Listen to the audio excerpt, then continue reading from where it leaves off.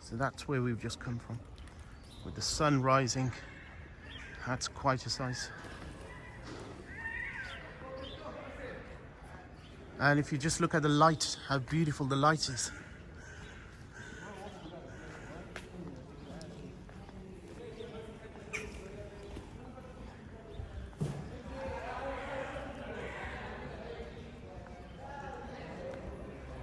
This is the chain gate over here, Bab al-Silsila. That's the minaret above the Bab al-Silsila. Just have a look at that.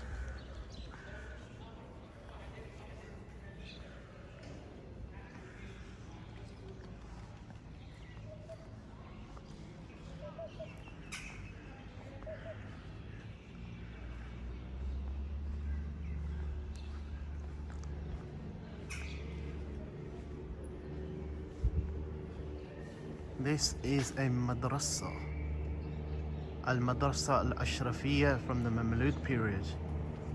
So all these buildings, this arcade has so many different rooms and buildings, and you know, used as madrasas and used for various other reasons.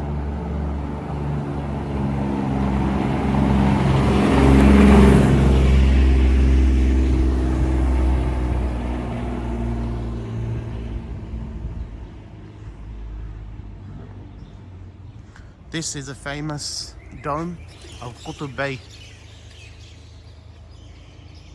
Just catch those birds. And the dome above the Prophet's mosque, and exactly where his grave is, peace be upon him, was designed by the same architect. The dome of Qutb Bay.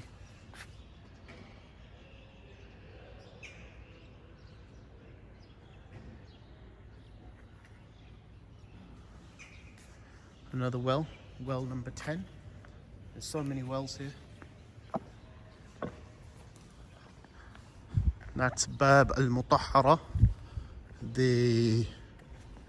Bab al-Mutahhara, the gate of ablution.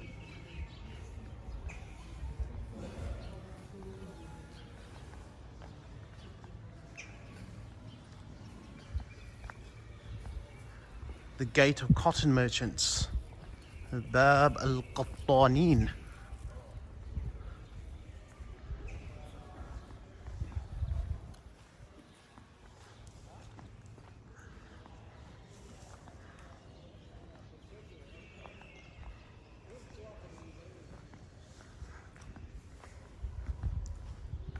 That's the tomb of Muhammad Ali Jawhar and other notable individuals.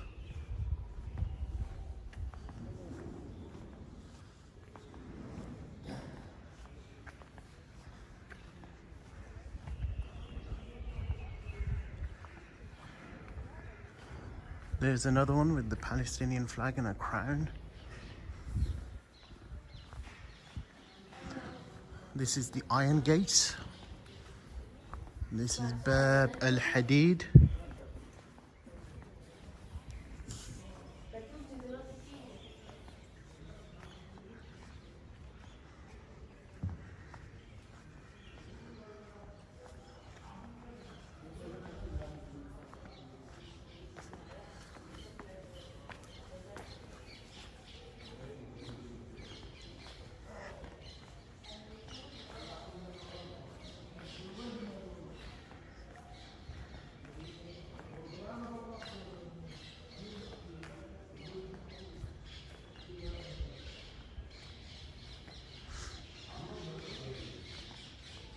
The songs of the birds and the calling of the birds with the trees just gives it a lovely heavenly feel. Water, trees, birds, calligraphy, art. It's what life is about. It gives it that zeal, gives it that freshness.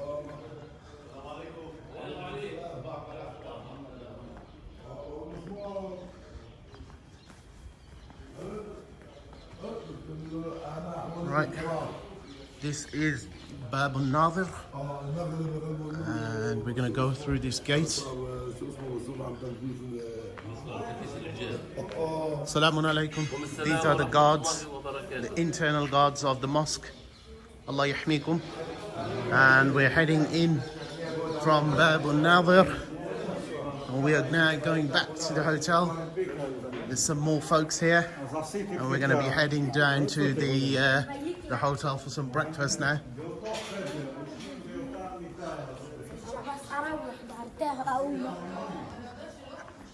Slowly the old city is waking up. People are going to be getting up, and before we know it, the old city comes alive, becomes a hive of activity. The smell of incense, the smell of... Here we are, he's having his breakfast. He's probably going to school. And the merchants are going to be soon opening their shops. And the city, the old city is going to be lined full of people. It's quite early. And one of the beauties of waking up early, as they say in English, the early bird catches the worm. And when you wake up early, you're fresh. It's fresh place. Yes. Hello, how are you? You like Palestine? Yeah. That's good. Yes, yes. Here the place just for the Palestinians. Yes, yes, absolutely. Thank you. Cats of Palestine. And yeah, as I was saying, you wake up early and fresh. You pray, you study, and you're able to make the most of your day.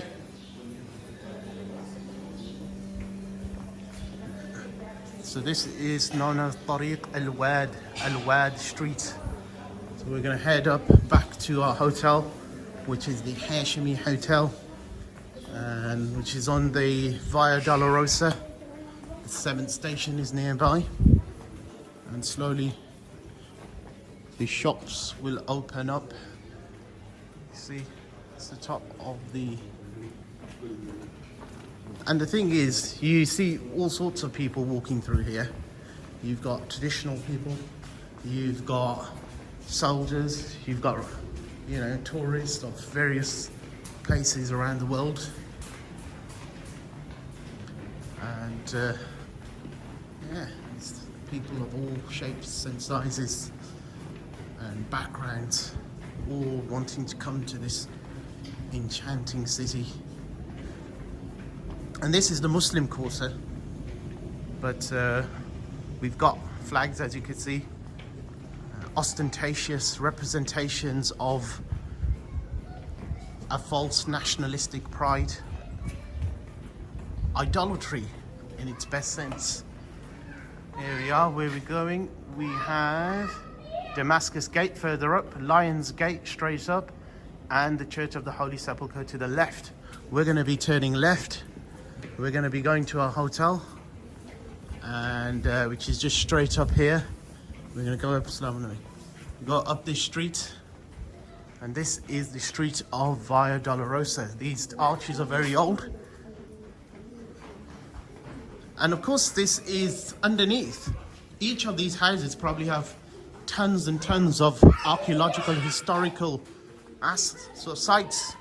Byzantine period, Hadrian's period, who was one of the major builders of Aelia Capitolina, which he called this particular place, not Jerusalem or Urushalayim. And the word Aelia was then used by the Muslims also, Aelia being his name, and Capitolina being dedicated to a goddess of Rome, a god of Rome. The word Aelia was used by Muslims. That is how it was known during the time of the Prophet, Jerusalem. And look at that.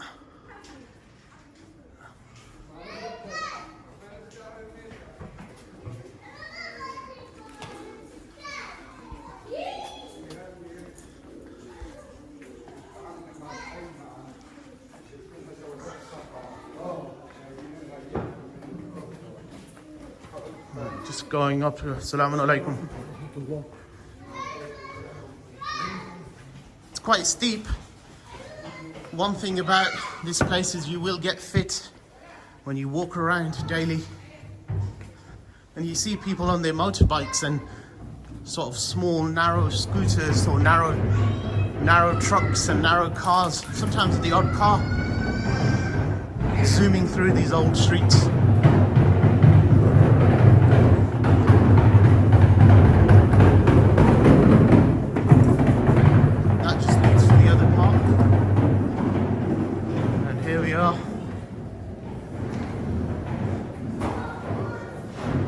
There's another crowd. A lot of Christian pilgrims come to this section because it is on the Via Dolorosa, the way of suffering of Jesus. Different stations. Station number 7, I think, is over here. And from here, I'm just going to move through. See these guys? They're over here.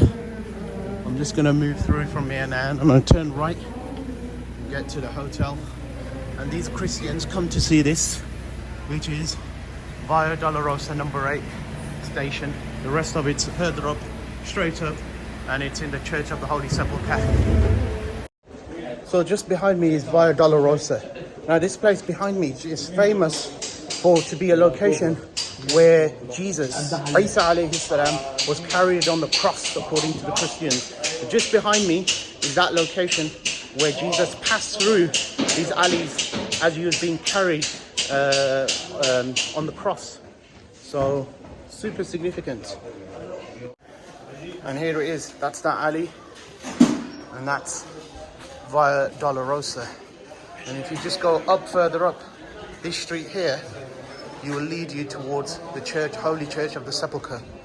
And it's Khan Azit Street, and here it's Via Dolorosa. And if you're thirsty, you could always get some drinks. And there you are. لا في كل شيء فيه الحمد لله.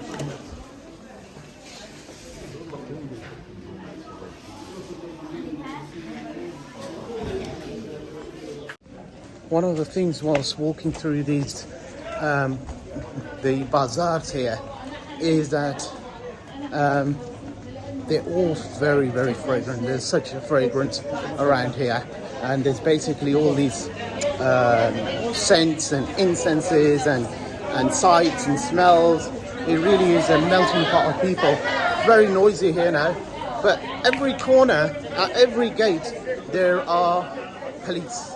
There are soldiers, there are police, and they're all basically, I don't know why, what the security situation is, but it can be intimidating at times, but I suppose you get used to it. Like, the people here have managed to get used to it. They've got used to having a high security presence, intimidating police. Usually foreigners like me don't get, we get tricked. You have to carry your passport everywhere you go.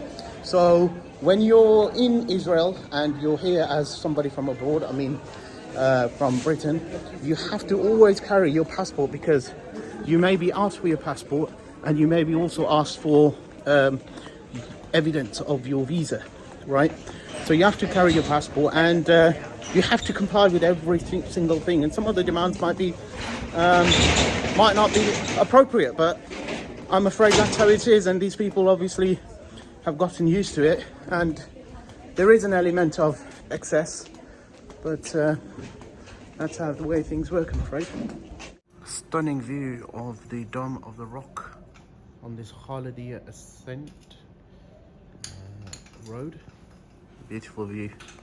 Just enjoyed a really nice cup of coffee and chat with the local tour guide just behind me there, and yeah, perfect place. And didn't know that around the perimeter wall there are loads of buildings where there are offices, administration offices, and other bits and bobs where you can where people are based, and you can sit down and have a coffee. And the tour guide just gave us a nice discussion over coffee. Not something which I'd be putting on YouTube, of course, but yeah, a beautiful end to the afternoon after prayers, and gonna try and get some lunch now and see where we can get some lunch. So, right, we got our lunch, a bit of a late lunch, a falafel sandwich, very nice, and just gonna walk around the old city, enjoy the sights, and then probably call this vlog, bring an end to this vlog and call it a day here. And tomorrow we're going to probably explore more of the old city, and I'm just going to finish off my lunch and speak to you soon. MashaAllah, look at the fruits here. These are all from Palestine, from Hebron, from Gaza, from Hebron, and Gaza. from Gaza, the oranges, the tomatoes, the gherkins, Turkey. just a few things which are not from there, but there you are. Look, everything's made in Palestine. That's why this is a blessed land. Look at all the food. Look at all these fresh fruits. I mean, people come and show you fruits and things. They've all been imported, but this is the real deal. This has all been growing on the holy land, on the fertile land of Al-Quds. Shukran jazilan. Shukran jazilan. So just on a evening walk here, and we've got paving stones from the Roman era, and I just stepped on them and I thought, wow, these stones must be old. So we're walking towards the Church of the Holy Sepulchre and have a look at these stones. Look at the size of them, huge. It's probably, we had something in the Roman era called the Cardo Maximus, and the east and west part of the Cardo. So this seems very, very similar to what would have been the Cardo. The Cardo Maximus was, of course, the main thoroughfare in the main road in ancient Jerusalem. But look at those stones. That's just amazing. 2,000-year-old stones we're stepping on here. I'm just going to carry on my evening walk now and burn off the shawarma.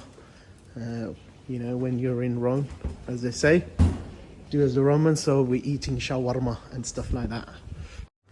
Here we have the Souq al-Attariyin, or al-Aswaq al-Thalath, the three markets. There you are, from the Roman Byzantine sort of period, built by the Crusaders. And there you have the Souq al-Attariyin.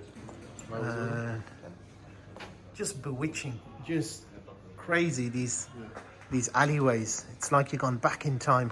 You just come from the Church of the Holy Sepulchre.